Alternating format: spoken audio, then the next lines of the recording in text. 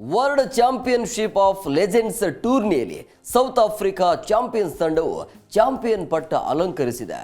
ಬರ್ಮಿಂಗ್ಹ್ಯಾಮ್ನ ಎಡ್ಜ್ಬಾಸ್ಟನ್ ಸ್ಟೇಡಿಯಂನಲ್ಲಿ ನಡೆದ ಅಂತಿಮ ಪಂದ್ಯದಲ್ಲಿ ಪಾಕಿಸ್ತಾನ ಚಾಂಪಿಯನ್ಸ್ ತಂಡವನ್ನು ಬಗ್ಗು ಬಡಿಯುವ ಮೂಲಕ ಸೌತ್ ಆಫ್ರಿಕಾ ಚಾಂಪಿಯನ್ಸ್ WCL ಕಿರೀಟವನ್ನು ಮುಡಿಗೇರಿಸಿಕೊಂಡಿದೆ. ಈ ಪಂದ್ಯದಲ್ಲಿ ಟಾಸ್ ಗೆದ್ದ ಪಾಕಿಸ್ತಾನ ಚಾಂಪಿಯನ್ಸ್ ತಂಡವು 20 ಓವರ್ಗಳಲ್ಲಿ 5 ವಿಕೆಟ್ ಕಳೆದುಕೊಂಡು 195 ರನ್ ಗಳಿಸಿತು. 196 ರನ್ಗಳ ಕಠಿಣ ಗುರಿ ಬೆನ್ನತ್ತಿದ್ದ ಸೌತ್ ಆಫ್ರಿಕಾ ತಂಡ ಮೈದಾನದ ಮೂಲೆ ಮೂಲೆಗೂ 6-4ಗಳ ಸುರಿಮಳೆಗೈದ ABD ವಿಲಿಯರ್ಸ್ ಕೇವಲ 47 ಎಸೆತಗಳಲ್ಲಿ ಶತಕ ಪೂರೈಸಿದ್ರು. ಸೆಂಚುರಿ ಬಳಿಕ ಕೂಡ ಸಿಡಿಲಬ್ಬರವನ್ನು ಮುಂದುವರಿಸಿದ ABD 60 ಎಸೆತಗಳಲ್ಲಿ 7 ಭರ್ಜರಿ 6 ಹಾಗೂ 12 4ಗಳೊಂದಿಗೆ ಅಜೇಯ 120 ರನ್ ಬಾರಿಸಿದ್ರು.